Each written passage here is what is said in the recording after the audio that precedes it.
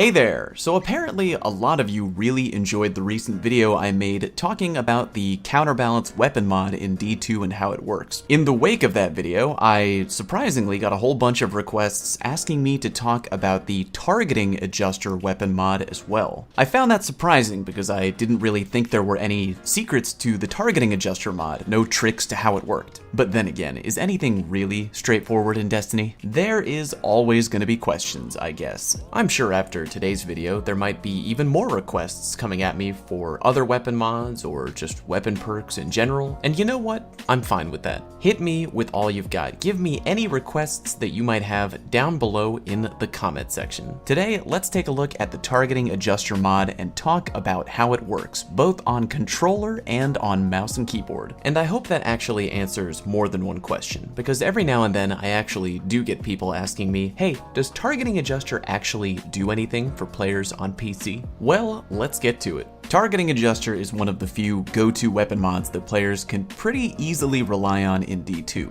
Usually when I have a brand new weapon that I've determined A, has a good roll, and B, I want to keep it and use it to plow people, I then decide what weapon mod to slap on it. If it's a pulse rifle or a fusion rifle, I decide if I need to hit it with a counterbalance mod or not. If it's a weapon that I may use frequently while jumping, like a spread shotgun, such as the Dust Rock Blues, I'll think about putting an Icarus grip mod on it. If it's a weapon where I'll hip fire more often than ADS, like a grenade launcher, I'll think about putting a freehand grip on it. Does the gun have a laughably low mag? Maybe put a backup mag on it. I pretty much go down a mental checklist. Is there a way I use this weapon naturally that can be made even better by a weapon mod? A complementary pairing, you know, like peanut butter and jelly, tomato and basil, or bread and DMG. Targeting adjuster falls under one of two categories for me. One, if it's a precision weapon and I like getting headshots, and two, I just don't know what other mod to put on the friggin' thing. It's the safety school of the weapon mod picks. It's the dish at your local restaurant you know you can always order and it won't be a bad meal. The description reads, this weapon gains better target acquisition. Bungie, of course, allergic to giving us numbers as always. I kinda get it though. The average player might not care about getting too much info to the point where it gets confusing. Oh well,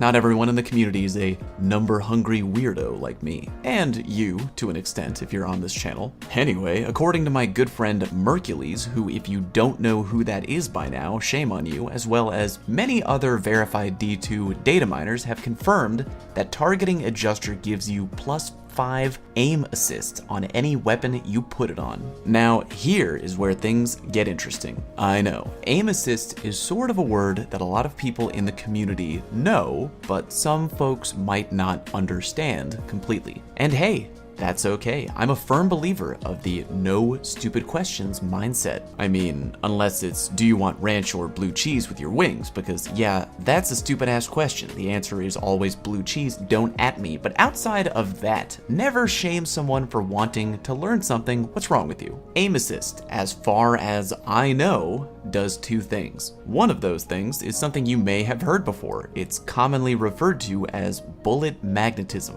What the hell is that, you might wonder? Take a look at this. Here in my garage, just bought this new fallen dreg. It's fun to shoot out here on planet Nessus. Sorry, we're gonna use our dreg friend here to demonstrate bullet magnetism. First, take a gun and shoot it away from our friend at a nearby wall. Nothing out of the ordinary, right? The bullet hole on the wall goes exactly where we aimed the reticle every single time. Now, let's point the gun somewhat near our dreg friend's head and repeat.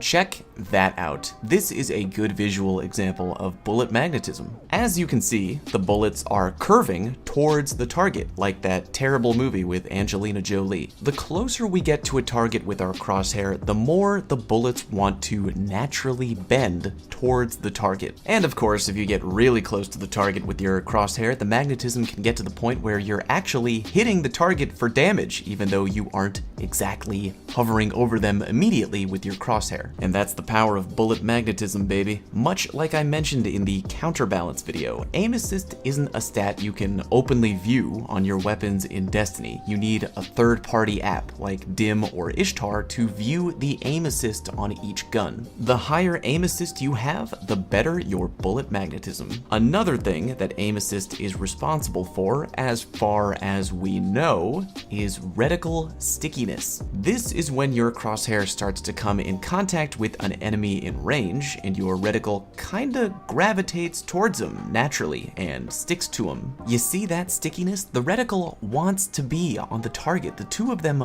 belong together, and you're putting baby in a corner by trying to pull them apart. How hard your reticle sticks to your target is apparently determined by aim assist. I did mention earlier that we would talk about differences between controller and mouse and keyboard, right? Well, I'm a man of my word. For those of you out there who play D2 with a controller, both types of aim assists that I mentioned earlier come into play for you. Both bullet magnetism and reticle stickiness are at your fingertips. For the mouse and keyboard crew, slightly different story. You only get one of those two things, and that is bullet magnetism. Now, I've heard some people out and about on the Twitters talking about how people on PC get no aim assist at all. Again, technically not true, at least we don't think. Take a look at this footage, generously donated to the Fallout fam by a good friend of ours named Camille Cakes. Maybe you've heard of him. At the moment, I don't play on PC yet. Hashtag cross-save, hashtag let's go, but in this clip, Cammy is using M&K with our mutual BFF Edgewalker to demonstrate bullet magnetism on PC. Just like controller, as you get closer to the target, the bullets will slowly Angelina Jolie their way towards the enemy. To reiterate, what the mouse and keyboard crew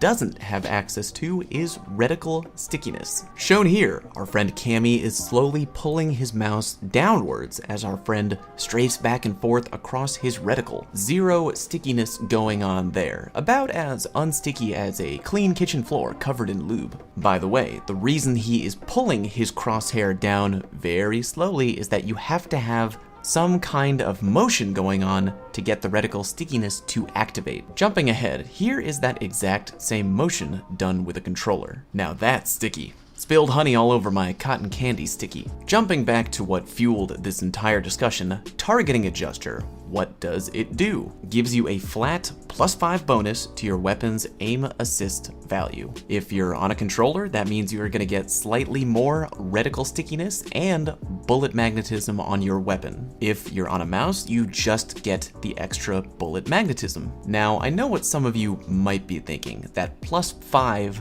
might seem like a pretty small number. In fact, it's probably too small for me to show you visually just how much it gives you. But you know, something else I'm a firm believer in is every little bit helps. And what I mean by that is it's hard to think of a weapon that could not benefit from a little extra aim assist. In a game like Destiny, it's something that you really can't get enough of. It's like having too much chocolate cake. With that in mind, if you have a weapon that you're fond of and you don't know what else to smack onto it, why not targeting adjuster? If you were to ask me personally, my favorite weapons for targeting adjuster are hand cannons, sniper rifles, or even slug shotguns. Really any weapon that is designed for accuracy and headshot goodness. Pulse rifles are semi-accurate weapons, but if I have one that doesn't need a counterbalance mod, hell, slap a targeting adjuster mod on it. Easy peasy. I'd like to thank my good friend Cammy for sending over that hot M&K footage at my request. Link to his channel down low in the video description. I'd tell you about who he is, but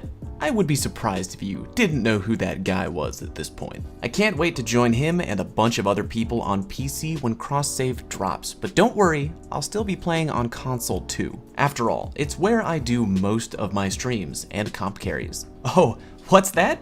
You didn't know I did comp carries and streamed them? Well, you should head on over to twitch.tv/falloutplays to learn more. Flawless transition, nailed it. Anyway, that's it for today's video. If you haven't already, please click on the red subscribe button down below if you think I have earned it, and give the video a like, because every time you do, your elo goes up by 1. If you want me to do any other future content on any specific topic, or weapon, or armor, subclass, literally anything at all, I like being open to suggestion, so hit me with your best ideas or anything that you're curious about down in the comment section. Thank you very much for watching, and I'll see you next time.